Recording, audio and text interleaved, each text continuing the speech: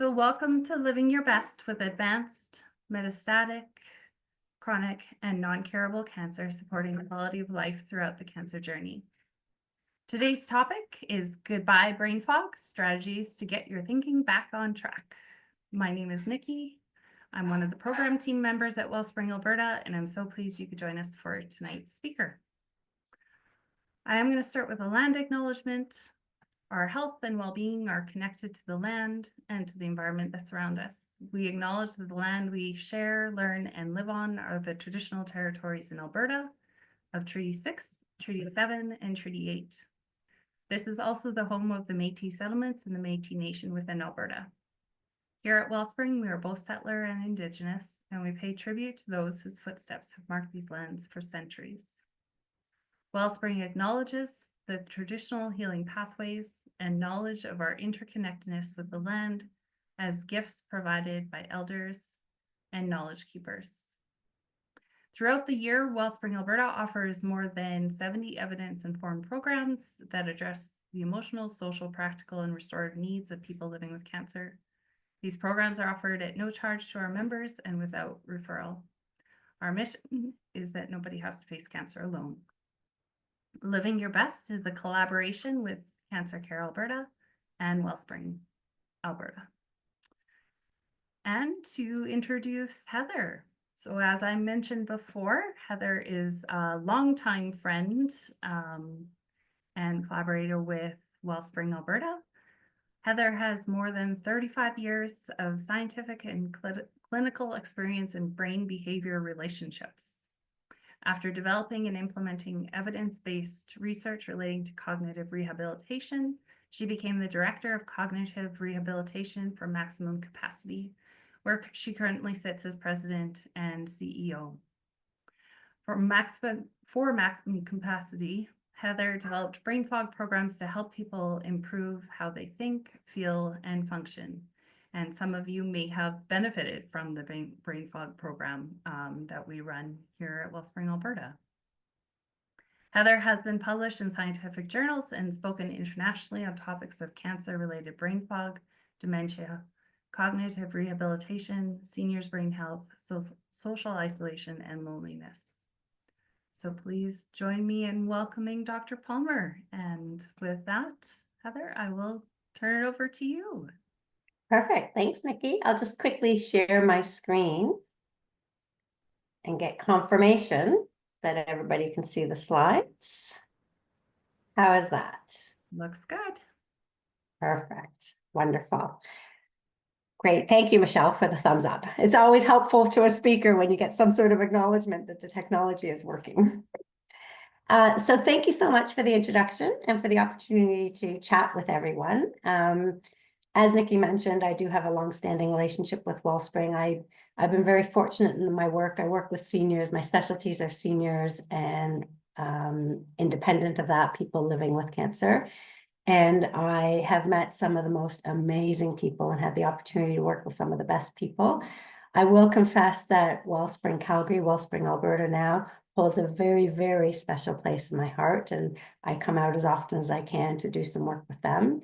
And in the context of that, I just wanted to acknowledge, and if you will, I've never done this before, but dedicate today's talk to Dr. Greg Lucier, who has been a long-standing advocate and contributor and an integral part of Wellspring in Alberta. And he was in fact our longest-standing brain fog program leader, an outstanding human being. And he's been running this program and supporting people living with brain fog for over a decade, probably a decade and a half. And it's a terrible loss to the community. So this is for him. So before we get going, I just wanted to start with a visual that will hopefully help everybody to get their mindset into what this talk is about. So this talk really is about that intermittent feeling when your brain just isn't functioning the way it's supposed to. It can come, it can go, it can feel like it's out of order. Some days you're at the top of your game, some days you're not. Sometimes it can be fleeting from moment to moment. And it's an incredibly frustrating experience, especially when it's hard to understand necessarily why it's happening. It's hard to predict when it's going to happen. And that makes many aspects of life very complicated from the perspective of planning, dependability, work, just basic life. So visually, this is what we're talking about. The goal for the talk today is to first and foremost acknowledge that cancer-related brain fog exists. I've been running this particular program. I first developed it in 2007, and I'm shocked and saddened to discover that there still are many healthcare professionals and many people living with cancer who are still not aware that cancer-related brain fog is a very real thing, and therefore there's not always the solutions available to them. We will talk a little bit about the symptoms. We'll review a little bit some of the possible causes, but really I want to spend more the second half of the talk identifying various solutions with the goal that you all walk away from here feeling in some way that you've learned some strategies and techniques to help you improve how you think, how you feel, and how you function. So what is cancer-related brain fog? Well, formerly, in the early days of me working in this area, it was actually called chemo brain or chemo fog. But we've taken the time and the effort internationally to try and change that terminology to call it cancer-related brain fog for two main reasons. First and foremost, we know that chemotherapy is not the only cause of brain fog.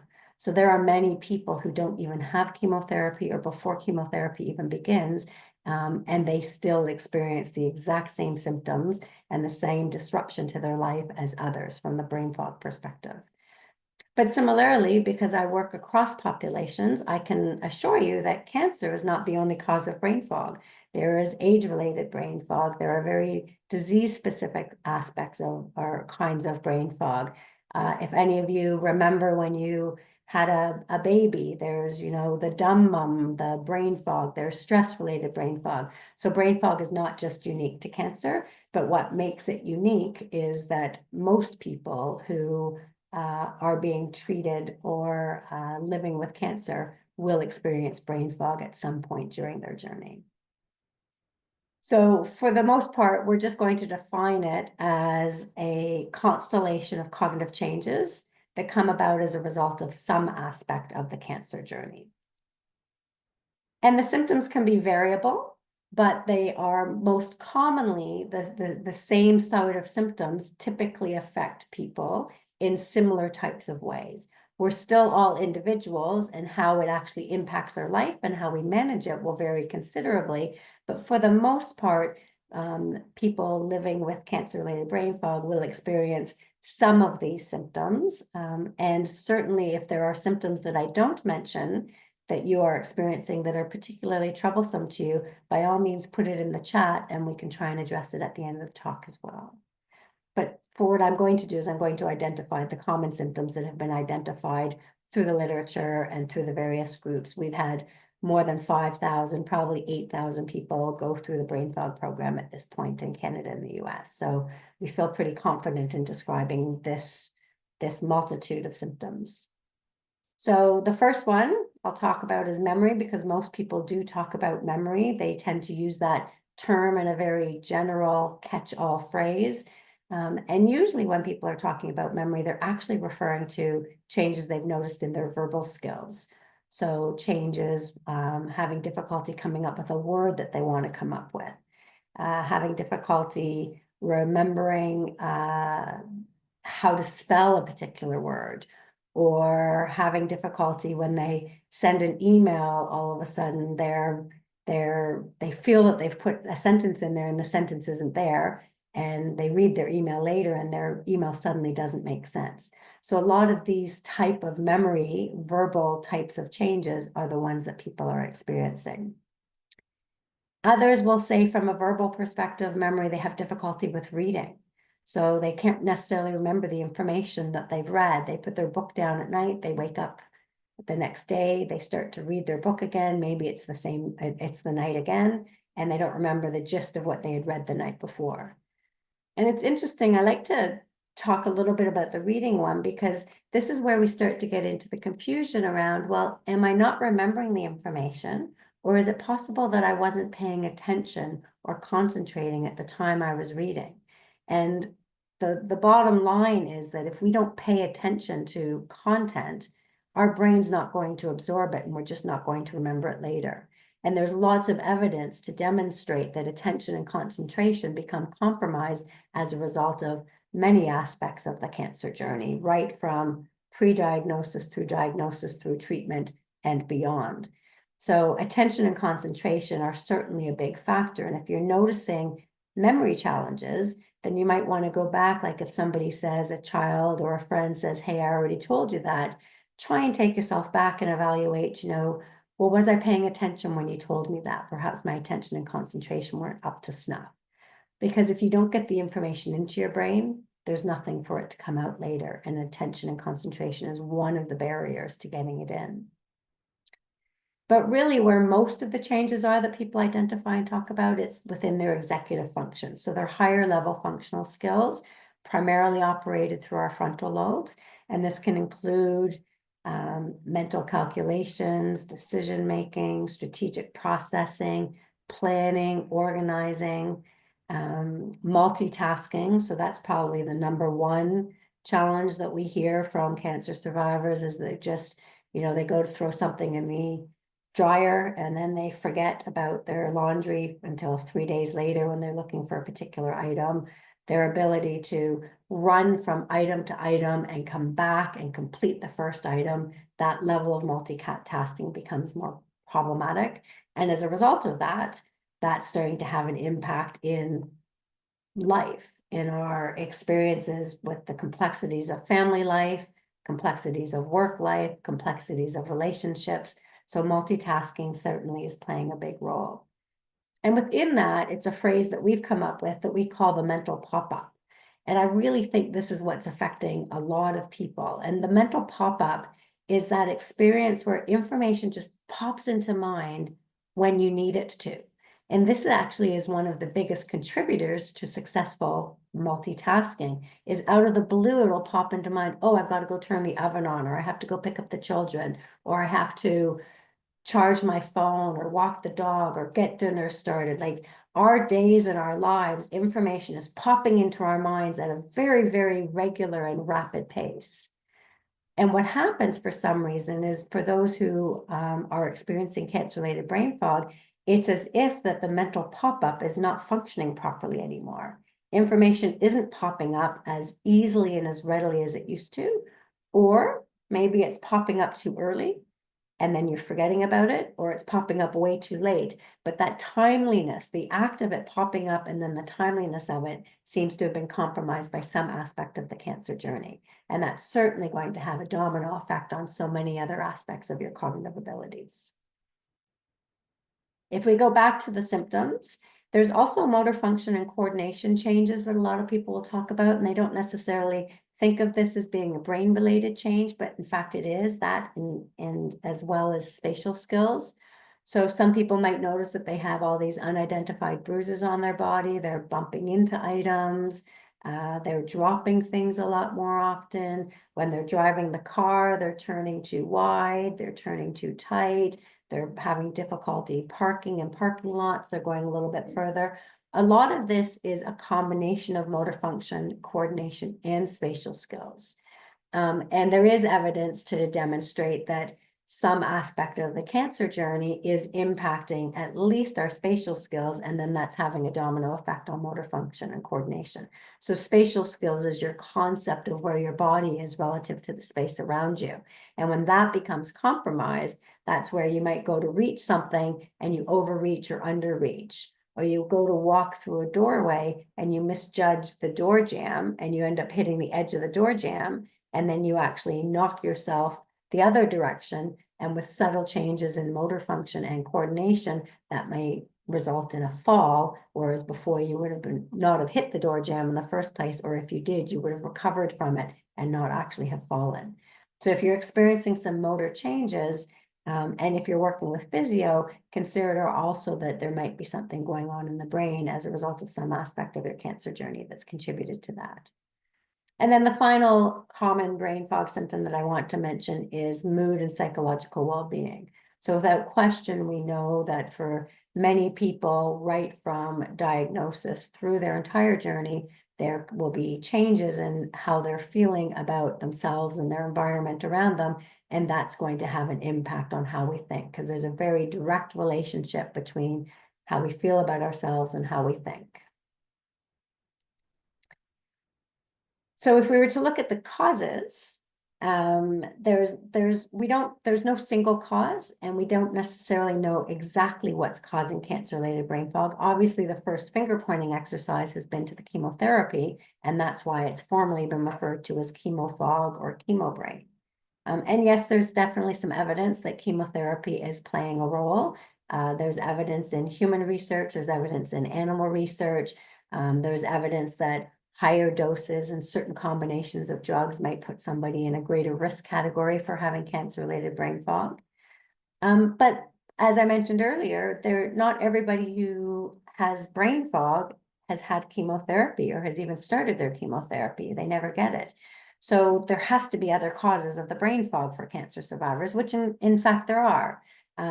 One theory is looking at the cancer itself. So when our body has cancer, our autoimmune system is launching an attack unbeknownst to us long before we even know about the cancer. And there is some evidence that suggests that part of that attack process is to increase the production of cytokines that pass the blood-brain barrier, create inflammation of the brain, really designed to be a protective mechanism for the brain. So any inflammation in your body is protecting that part of your body from further injury until that injury is resolved. So similarly, if there's inflammation in the brain, its effort is protecting the brain. However, inflammation, as we know, if we have an inflamed arm or an inflamed leg, that restricts our movement and mobility. Inflammation in the brain can compromise some of our thinking skills as well. I don't think we should ignore the cancer-related treatments. I don't think I've ever met people living with cancer who haven't been experiencing other or taking other treatments as well, whether they're prescribed or non-prescribed. So prescribed, there might be hormone replacement therapies, there might be steroids. In addition to the cancer treating drugs, there's usually a whole host of other drugs that people are being offered or need to take to help manage the various side effects and symptoms. But also when we think about over-the-counter, there are other ingestibles that people are taking when they've been diagnosed with cancer that is a change to their metabolism. So it could be nutritionally. You might be eating way more quinoa and antioxidants and blueberry and green teas, or you might be taking other type of herbal remedies. So the reality is what we put in our body is as designed as it is to help us. We have to expect that it's creating change, and we can't always assume that the change is always only going to be the positive change. Some of the combinations of what we're ingesting could be contributing to some of the cognitive changes that we're experiencing. There may in fact be some genetics involved. There is some research looking at people who have indicators of genetic conditions related to Alzheimer's disease, and do people who have that gene mutation, if they go on to develop cancer, are they at a greater risk for having cancer-related brain fog? And the answer in some of the early research has been yes, that is the case. So there could be something genetically that we do or we do not know about that is impacting how we are journeying through our cancer, including the brain fog portion. So you might meet somebody in a support group or have a friend who has the same cancer, the same treatment, around the same age as you, being treated by the same people, and the impact it's having on your life, both physically, cognitively, and emotionally, can be significantly different, even though for the most part, all other aspects are the same. So this could come down to genetics. It could come down to any of the other factors I've already talked about. And then, of course, there's the psychological constructs. So happiness, optimism, coping, feelings of control, all of this has a role. So I identified it as a symptom, but it's also a cause, because there's a very direct relationship between how we think and we feel. So those factors are also going to be playing a role. So I know I've provided an immense number of symptoms, and I noticed some head nodding of the faces that I can see that these are resonating for some people. I wish it weren't the case, but that's the reality. And I've noticed some of the causes. We do or do not know if those are the causes of our particular cancer-related brain fog. But I should certainly point out that there are some limitations to the research. So even though this research for me started in 2007, I would still describe this as being a research area that's still in its infancy. It's not as far as along as I would like to see it from a financial support perspective or the amount of studies and amount of investigation going into it. And coupled with that, there's not really a very clear yet professional responsibility. So if you have cancer-related brain fog, who do you go and talk to about it? Is it the person who's giving you the chemotherapy, if you think it was that? If it's radiation, is it your primary physician? Is it somebody else? There's no real clear professional group that have said, we own this and we're going to take responsibility for helping people with it. And so in the absence of that, lots of people get lost and fall through the cracks. And then another significant barrier in the research and in the clinical work in this area is lack of adequate measurements. So what often will happen is somebody is in a return to work situation. They are not feeling like their brain is working as well as it used to be. They are sent for a whole host of tests. The tests determine that they're performing perfectly normal within normal range for their age and their education level, and yet they're having difficulty functioning at that higher level multitasking way that oftentimes our work and our personal lives demand. So the problem is many of the assessment measures, the strong standardized assessment measures, were designed for people with more significant brain-related injuries and diseases. And so lots of people living with cancer are actually sealing out and doing quite well on those tests because there's fewer tests that are actually really pushing the limits of multitasking and feeding a child while getting off to work, while sending emails, while answering the phone. Like all of this concepts of busy life aren't necessarily being assessed appropriately in the measures to reach at those high level functional changes that people living with cancer are experiencing.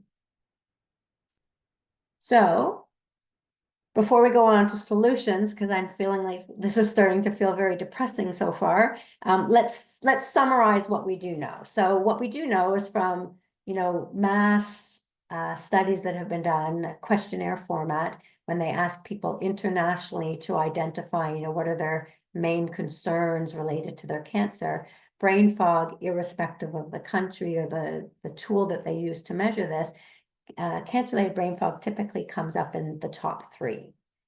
Fear of recurrence and fatigue or pain fluctuate, plus cancer-related brain fog. Those are the top 3 or 4. So it's clearly a very, very big concern and issue for people. We do know from the research that it affects between 0% and 80% of all cancer survivors. Again, that will depend on the research that's been done and the tools that they use to assess it. The people where it said 0% have cancer-related brain fog, the research probably was a little bit questionable. 80% I don't think is necessarily, could also be a selection bias. That particular research project said, if you're experiencing cancer-related brain fog, sign up for our study. So we're definitely getting a selection bias there. But my view is that it's probably closer to 90 to 100%. I have not met somebody who has had or is having a cancer journey who hasn't experienced some sort of cognitive changes along the way. Now, I usually meet people who are having the cognitive challenges. The people who aren't don't necessarily come to me. So again, that's a biased view. I too am a cancer survivor, and with all my expertise in building the program and using the strategies, I didn't think I had any cancer-related brain fog, but I can guarantee you my children will tell you something very different. So I do believe people are experiencing these cognitive changes, whether they're acknowledging it or whether it's having a significant impact on their life or not.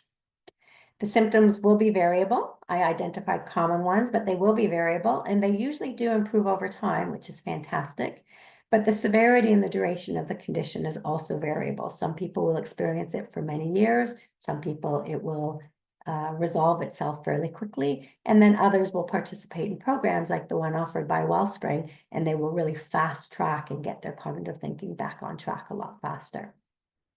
We identified that the assessment tools don't necessarily detect it, but there is some fantastic neurophysiological research that's showing that, in fact, there are some changes going on in the brain of people who are being treated for cancer. But the most important part from our perspective is, since we can't solve why we have it at this point, we need to acknowledge that the cognitive difficulties can have a huge impact on our day-to-day life. So it's still our responsibility as healthcare professionals and as citizens and supporters of people living with cancer that we do our best to try and find the solutions and support those solutions. So understanding it is key, because understanding always leads to solutions. Preventing it would be fantastic, but we need to know exactly what's causing it before we can prevent it. But it doesn't mean that that needs to happen before we start treating it. So absolutely, treating it is what we're going to talk about for the rest of this talk. So I'm not going to talk about pharmacological interventions, because at this point in time, there is no drug that has been designed to address brain fog, period, let alone cancer-related brain fog. People are trying a variety of different drugs to support it with great success, but there's nothing that's specifically designed for this. So at this point in time, our most reliable approach will be cognitive rehabilitation, and we are seeing incredible improvements in people simply through neurocognitive rehab programs and using various tips and strategies and understanding a little bit about how their brain is working and how to maximize its use.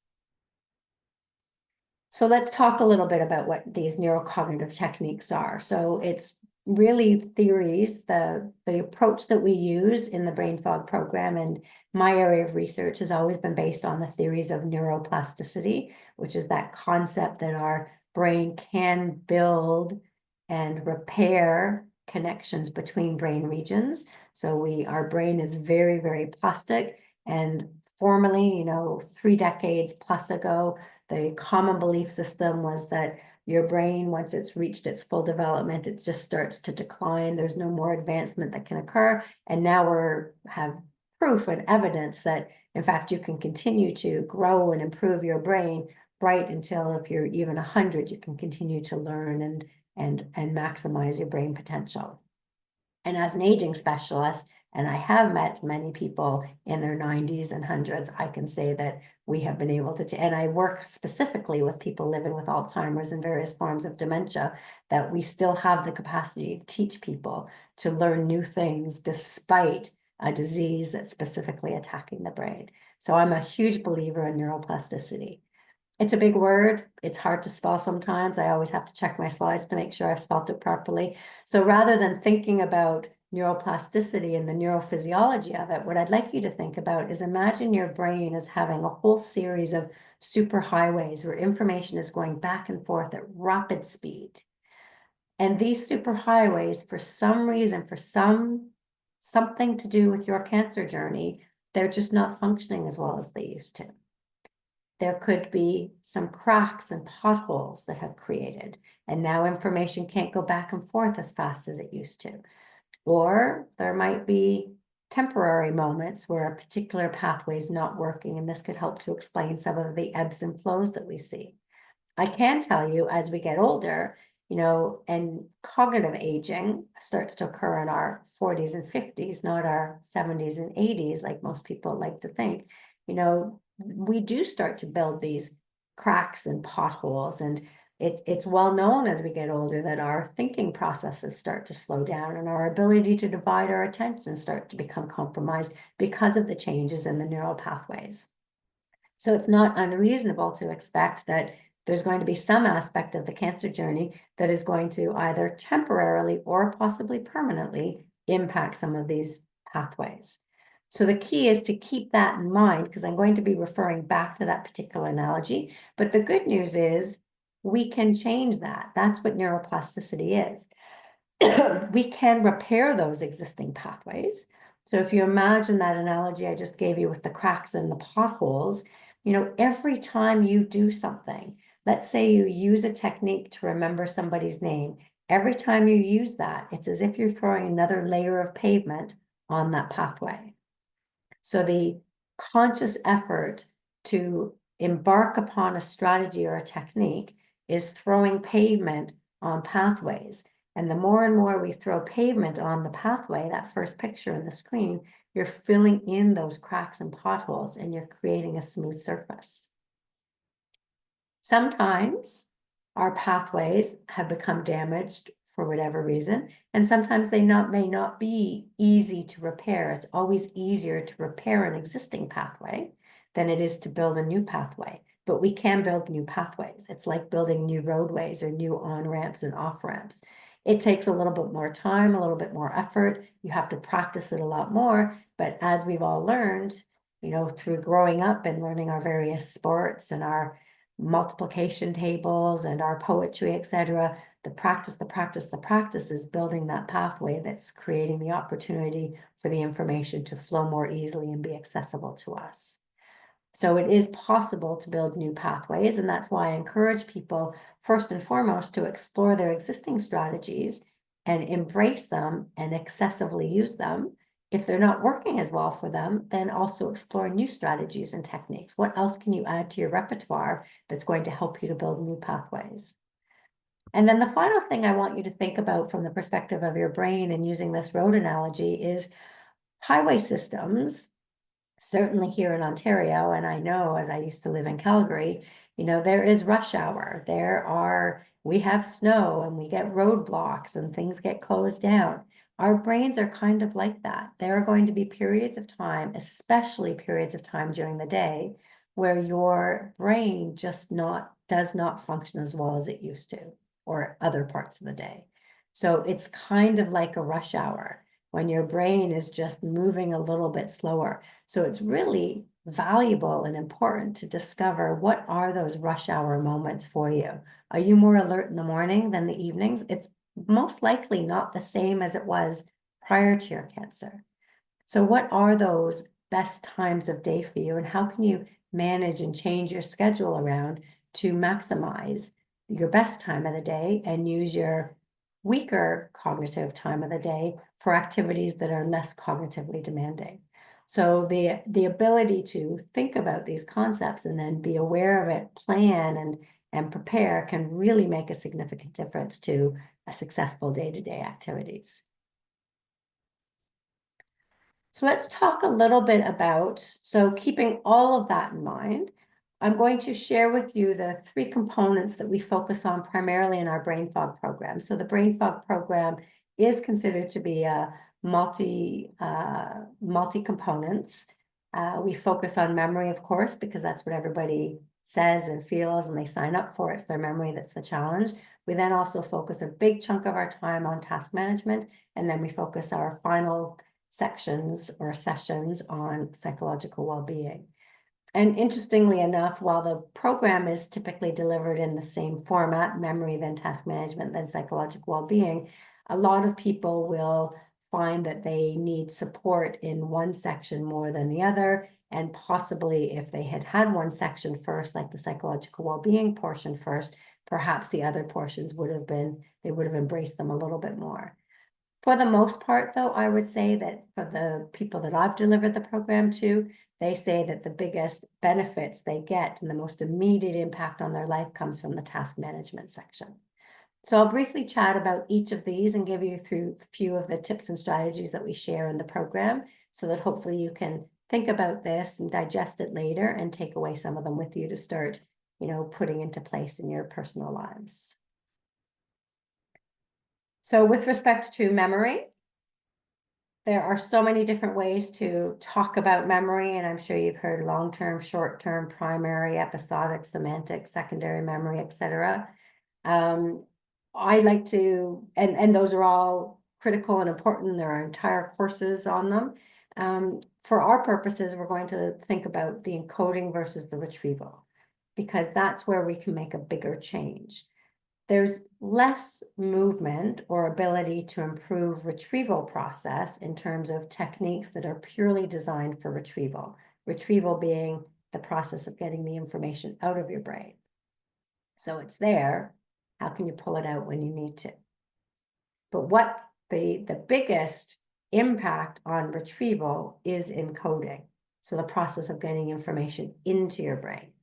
If you can improve how you get the information into your brain, if you can remove the barriers that are preventing information from getting into your brain the way it needs to or the way it used to, then you will automatically improve the retrieval process, leaving much less that needs to be done in terms of, retrieval techniques such as going through the alphabet to try and come up with the word you're thinking of. Does it start with A, B, C? That's a pure retrieval technique. But if you had processed and encoded it in a more sophisticated, purposeful, consciously aware manner, without barriers to the encoding, then the retrieval is going to be more successful. So the question then becomes, how do we actually encode information more deeply? Or what are the factors, first off, that are barriers to encoding? And it's really important to consider this because earlier when I mentioned the attention and concentration, if you can't hear or see the information very well, then your brain's not going to process it and code it particularly well, and therefore you won't remember it. If there is pain, fatigue, and worry, to me, are the top 3 barriers to successful encoding. When people are in pain, they simply cannot think as well and encode information as well. Similarly, when we're tired, similarly, when we're extremely worried about something, if we're experiencing any type of significant mood changes. Also, medications can affect how information gets processed. And then, as I mentioned earlier, attention and concentration. So if you find you're forgetting something, it's worthwhile going back and saying, were any of these barriers present at the time I was being told this information or I was learning this information? If so, it's not unreasonable that you don't remember it as well as you would have expected yourself to, because it never really got in there in the first place. But as I mentioned, how do we encode more deeply? If we can address the barriers, that's one thing. But then how can we be more purposeful in the actions we take to help us to encode our information? And there's typically 2 categories. There's typically the internal and the external strategies. Most of us, especially our younger selves, relied very heavily on internal strategies, fancy mnemonics, coming up with stories, visually picturing information, perhaps categorizing. Most of our schooling we went through learning how to do that. We would be taught various internal strategies to remember the information we needed to in a school environment. But as we get older, our internal strategies are not nearly as successful for us as they used to be. And as we get older, no matter what, we need to start relying more heavily on external strategies. So if you're experiencing cancer-related brain fog, that's also going to be the same pathway that you should expect, that the internal strategies are going to become less successful for you. So switching sets and moving towards external strategies is going to be beneficial to you. So external strategies may include things like lists, notes, better organization, better planning, using timers, developing stronger routines and habits, using techniques like external self-talk. All of these can really help you to encode the information in a much deeper manner. And I'd like to share a couple of these in a little bit more detail, just so that you could start using them right away. External self-talk is one of my personal favorites, and that simply is the process of talking out loud. So saying, I'm going upstairs to get my glasses. If you, just from a theoretical standpoint, in order to talk out loud, automatically you are benefiting your brain in 3 ways. Number 1, we cannot speak as fast as we can think. So by talking out loud, you are processing the information at a speed that your brain can handle. Secondly, we have a tendency to be able to think multiple things at once, or that's what it feels like, fleeting moments of thoughts. But as you're talking, you think and speak one thought at a time. So you impose an organizational strategy on your brain when you talk out loud. And then finally, the process of talking out loud, there's the auditory component where there's a little bit of resonance of remembering hearing the words, or even them kind of lingering in the air, if you will.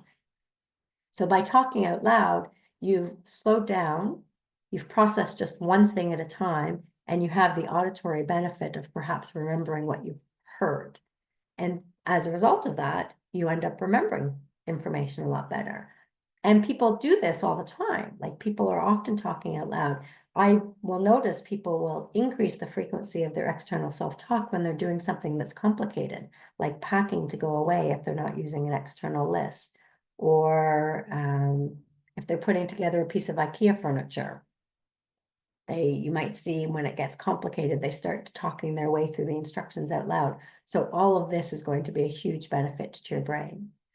Similarly, the routines and habits, I would strongly encourage you to develop routines and habits. So the first step is to identify what are the memory challenges you're making, and are there existing routines or habits that you have that you can attach the information together, so that what you're forgetting to do is automatically attached to something that you already always do, and therefore you're not going to forget the item anymore. So simply, if you have to take medication in the morning and you frequently forget to take your medication, but you always have coffee in the morning, if you keep your medication with your coffee cup or even in your coffee cup, you'd be hard pressed to forget to take the medication when you pour your coffee, that sort of thing. If you don't have existing routines that map nicely onto the things that you're forgetting, then absolutely start building new routines and ask other people what techniques and strategies are they using. So for the most part, the bottom line message here is focus heavily on your external strategies, get those working really well for you. Doesn't mean that you give up on the internal strategies. Absolutely use them. They're helping to strengthen your brain. You might start to see improvements in the use of them and need to rely less on the external strategies, but where you're going to get the most bang for your buck and the greatest success, which is what we're looking for, we want to function just as well as we used to, if not better. It shouldn't matter how we're doing it to get there.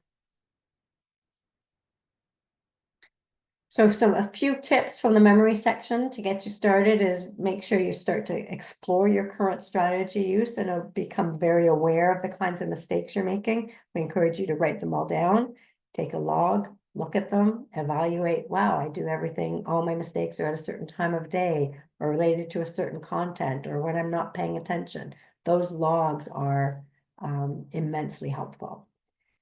Be aware of and remove the various barriers.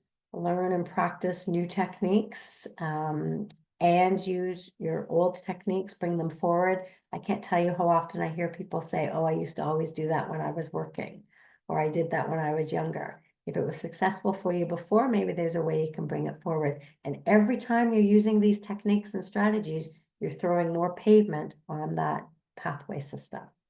And the key is to practice.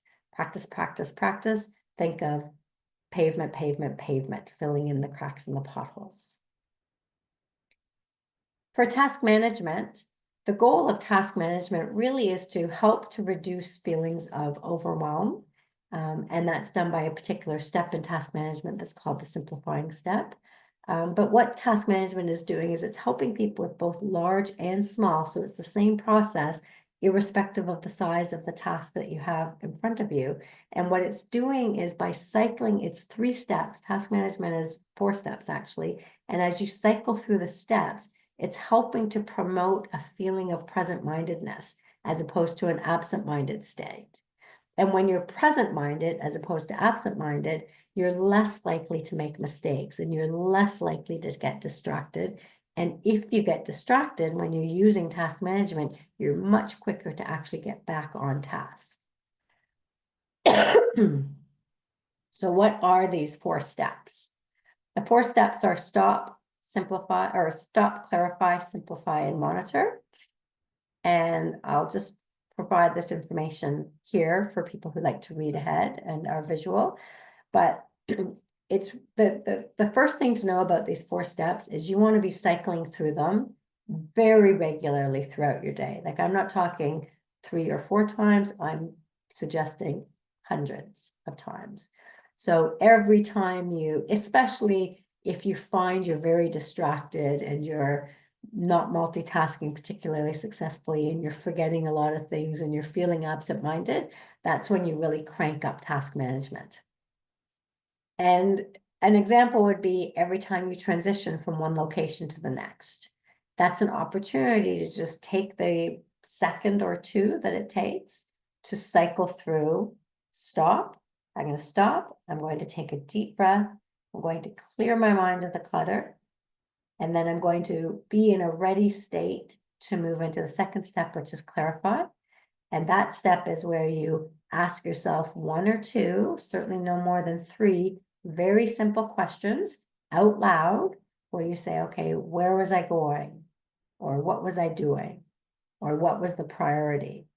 So you can see how you've taken yourself from this frantic state, running around like a chicken without a head, to this very calm, present-minded state, where you can then go into the simplify, which is depending on where you were going or what you were doing or whatever the question was that you were posed, and the answer, you can then break what you need to do down into very simple steps.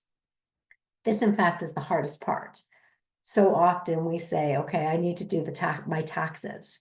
And we find that big and overwhelming, and we don't break it down into the 50, 100 steps that it could be.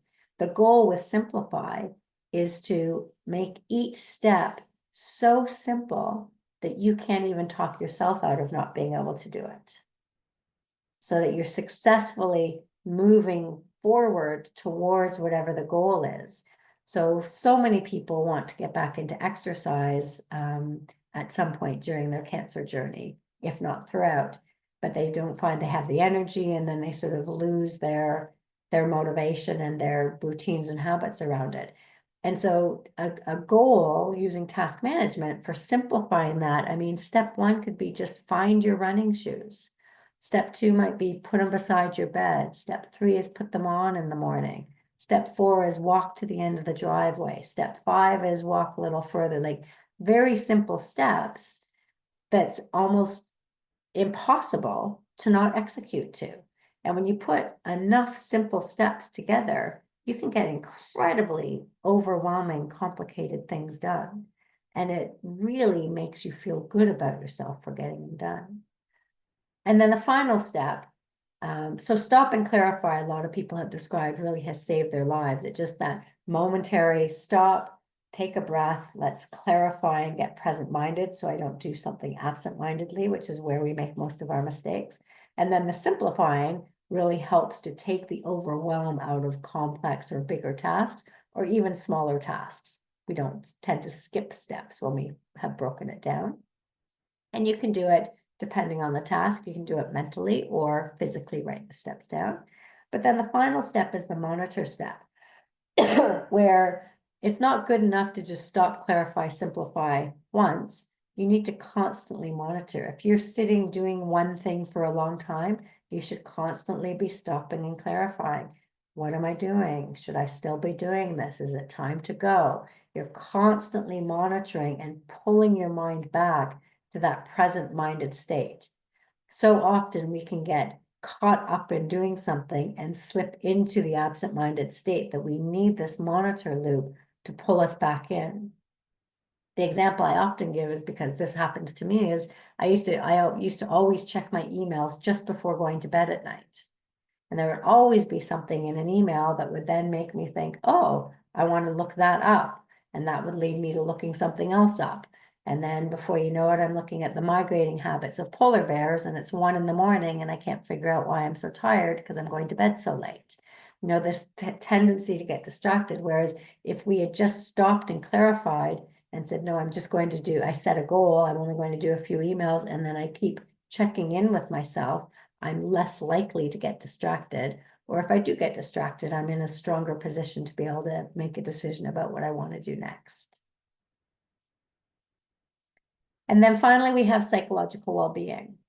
So we've talked a little bit about psychological well-being. This is a really important aspect of a cognitive program.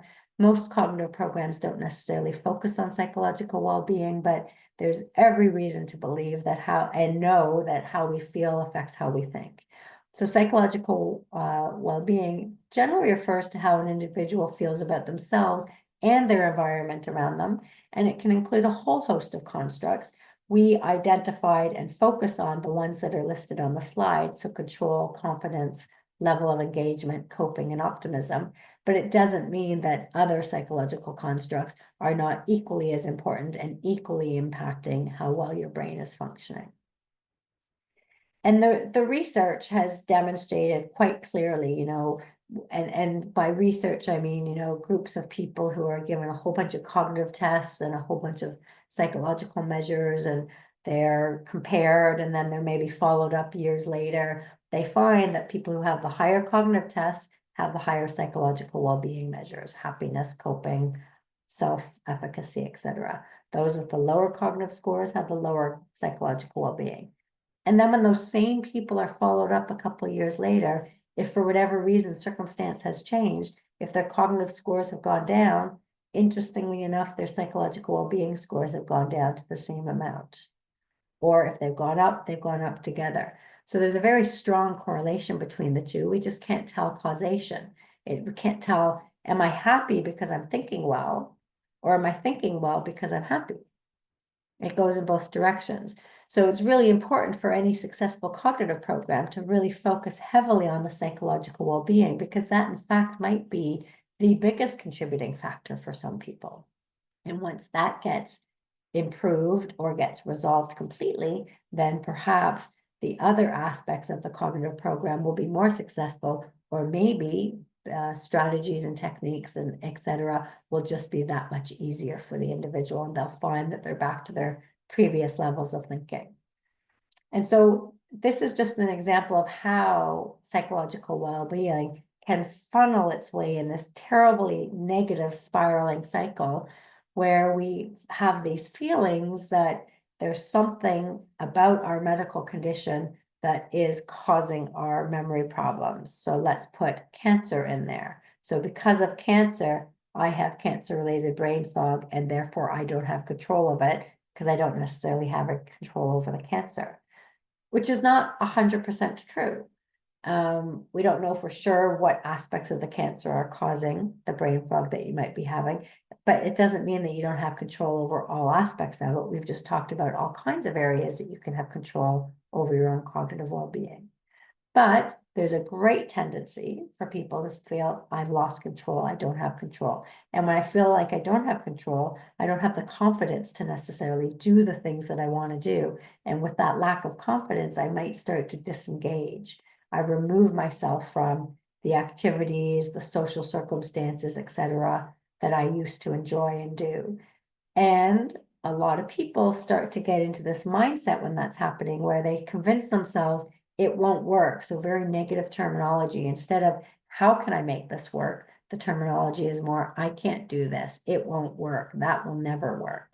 And that can obviously lead to pessimism. Pessimism can lead to depression, anxiety, and we definitely know that depression and anxiety are directly related to cognitive complaints. So this can become this very negative spiraling cycle that's really important to try and find ways to get yourself out of. And if we look at the reverse, I am in control of my life. I might not be in complete control of how the cancer is going to be affecting me or the treatments, but I'm in control of my life. And I'm confident that there are things that I can and that I will do to help with my thinking. And because of that, I feel like I can at least try and continue to engage in the activities I like. So when I find something that's particularly challenging, I'm going to use a technique or a strategy. I'm going to try and cope with it, find ways that I can make it work. I'm going to feel optimistic about it. And as a result, I'm going to maximize my cognitive ability.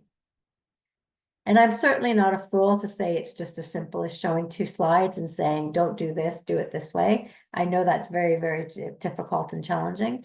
I think the bottom line message for this particular section is to recognize that how you're feeling is going to affect your cognitive status, good or bad. So don't ignore how you're feeling, and do the things and find the treatments or the solutions that are going to improve that. So if we just quickly summarize, because we do want to save a little bit of time for questions. Didn't check with how long the session's supposed to be, so my apologies. So to quickly summarize, cancer-related brain fog does exist, and the symptoms do vary from person to person, but there's a lot of common symptoms or common domains that are affected, in particular memory and the executive functions. We know that chemotherapy is not the only cause, so please, please, please, if you haven't had chemotherapy, do not dismiss the challenges you're facing and the impact it's having on your life, because it's just as real for you as it is for those who have had chemotherapy. And there's currently no medications available that can specifically prevent it or treat it, but we do have neuroplasticity. The brain can grow. We can build those pathways. We can strengthen existing pathways. We can use strategies and techniques. We can improve our psychological well-being. There is a lot that we can do. And I can tell you, we have seen incredible improvements in people in just an 8-week period. So the key to remember is neurocognitive programs, wherever they may or may not be available to you, are probably going to be beneficial. And generally speaking, they will go through a pathway where they're helping you to increase awareness of the mistakes that you're making, help you to evaluate and enhance your strategy use, help you to stop, clarify, simplify, monitor, and most importantly, really improve your psychological well-being. Thank you.